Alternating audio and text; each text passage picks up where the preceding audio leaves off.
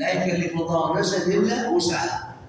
Angalia rehema ya Mwenyezi Mungu Subhanahu wa Ta'ala katika kutupenda waja wake. Hakutukalifisha mambo ambayo kwamba hatuyawezi. Na hata tukiwa katika hali ya kutekeleza ibada na mtu amethakilika kwa maradhi au kwa mapungufu yoyote ya kibinadamu, bado anao nafasi ya kumwabudu Mwenyezi Mungu. Asaweza kuswali kwa kusimama, ataketi, asaweza kuketi, atalala kwa ubavu. Alhasil kwamba Muislamu yuko katika kutuma khairi, yuko katika kujikurubisha kwa Mwenyezi Mungu Subhanahu wa Ta'ala. Hii ni katika rehema za Mwenyezi Mungu.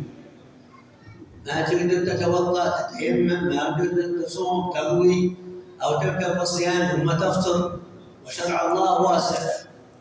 Nabii al-Habib ambao kwamba hawezi kutawadha ni katika hizo rehema. Atatayammam ambaye kwamba hawezi kufunga, atafunga atakapokuwa sawa sawa, au hawezi kabisa atalipa fidia. Alhasil ni kwamba Muislamu Mwenyezi Mungu hakumkalifisha na amemwekea kheri kwa namna sura nyingi sana ili ajikurubishe kwa Mwenyezi Mungu.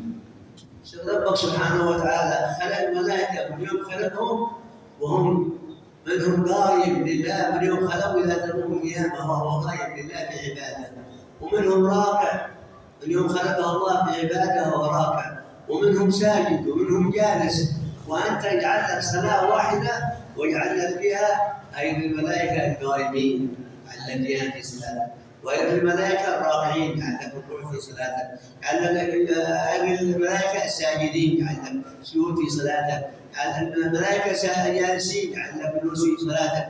هذه عبادة واحدة فيها تشبه بالملائكة القائمين والراكعين والساجدين، وهذا من يوم خلقهم الله إلى تقوم الساعة في هذه العبادة، وأنت ما كلفك عن ربك سبحانه وتعالى مثل الملائكة. Tumeangalia mapenzi ya Mwenyezi Mungu kutupenda waja wake sisi dhaifu. Kuna malaika Mwenyezi Mungu amewaumba tangu siku ya kuumbwa, amesimama mpaka siku ya Kiyama. Ibada yake ni kusimama tu, na wengine wamerukuu ni rukuu mpaka siku ya Kiyama, wengine wamesujudu ni kusujudu mpaka yaumul Kiyama. Lakini alipotuona sisi kwa ni madhaifu, watu thawabu za kisimama, utasimama, mwenda utarukuu, ujifananisha na malaika, uchukue thawabu za kurukuu, mara utasujudu upate na kujifananisha na malaika ambao kwamba wenye kusujudu tukue ujira wako. Haya yote ndugu zangu ni katika mahaba Subhanahu wa Ta'ala kutupenda waja wake na kutusikitikia.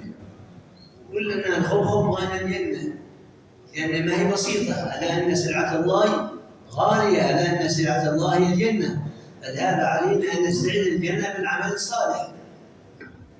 حبيبة بها نسيس